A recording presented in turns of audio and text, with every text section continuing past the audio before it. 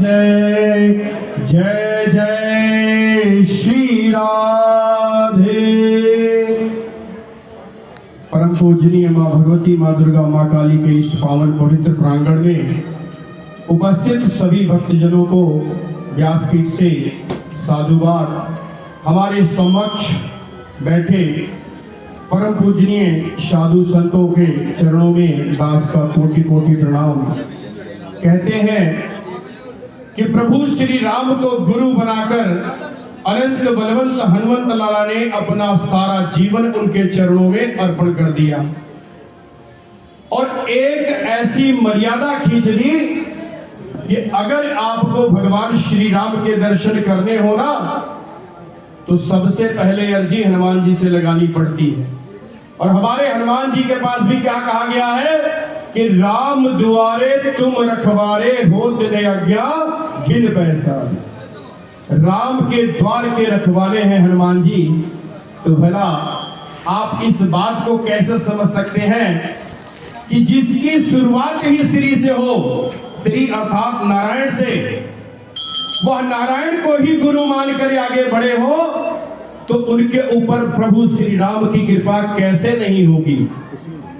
इसीलिए बार बार हमारे सनातन धर्म में कहा गया है कि गुरु की परंपरा को अपनाओ, गुरु धारण करो और गुरु धारण के बाद ही आप प्रभु प्राप्ति कर सकते हैं। तो समदर्शी गुरु एक है, देता विद्या ज्ञान, छल कपट रखता नहीं और नहीं अभिमान। गुरु की कृपा जब होवे नर नारायण जान। गुरु है ब्रह्मा, गुरु है विष्णु, गुरु तू शिव को मान। हम लोग भी आज गुरु भक्त अर्थात हनुमान जी के गुरु श्री राम जी महाराज के सन्निग्ध में उनके सेवक के चरणों में उपस्थित हैं। हमारा परम सौभाग्य है कि श्री राम हनुमान सेवा दल के 17वें वार्षिक उत्सव में हमें अपनी हाजिरी लगाने का मौका मिला। आप एक चीज देखें, इसी व्यासपीठ से अभी कुछ समय पहले कई बड़े विद्वानों ने, कई महात्माओं ने, कई साधु संतों ने कहा कि सनातन धर्म में एक नहीं, चार नहीं, 5 बच्चों का आवाहन होना चाहिए।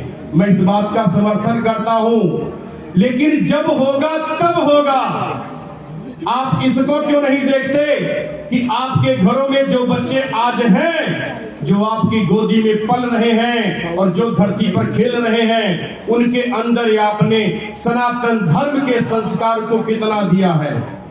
एक तरफ दूसरे हैं ऊंचे पैजामा पहनकर, गोल टोपियां लगाकर प्रत्येक निश्चित दिन पर जाकर अपने मस्जिदों में नमाज करना सिखाते हैं, और एक हम हैं अपने बच्चों की उंगली पकड़कर कभी मंदिर लाते हैं, कभी साधु समागम में जाते हैं, कभी उनको तिलक लगाना सिखाते हैं, कभी सिखा रखना सिखाते हैं। बिल्कुल नहीं।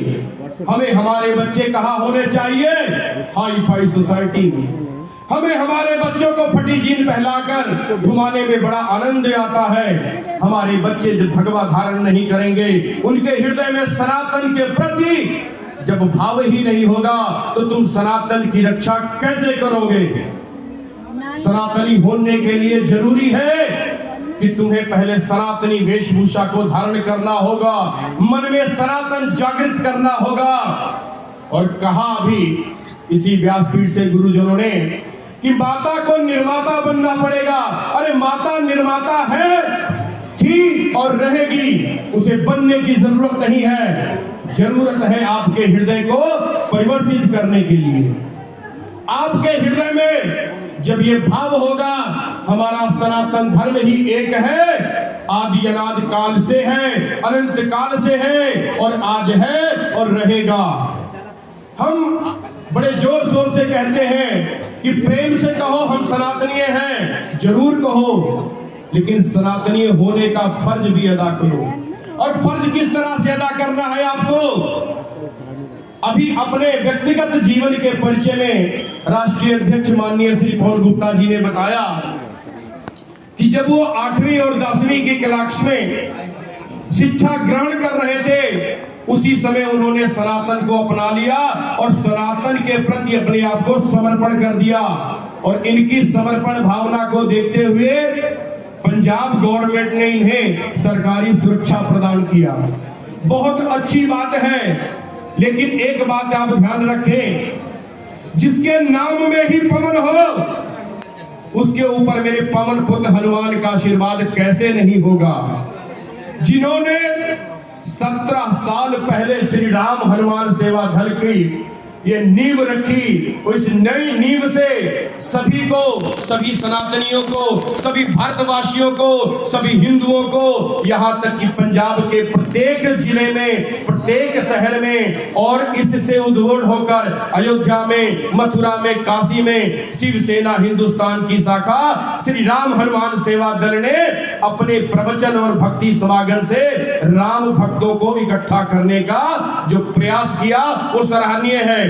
जो जो भी मेरे भगवान श्री राम के, मेरे अनंत बलवंत हनुमंत लाला के चरणों के अनुरागी हैं, अपने आप को राम भक्त कहते हैं, अपने आप को राम का दीवाना कहते हैं, एक बार हाथ उठाकर जोर से क्या कहेंगे?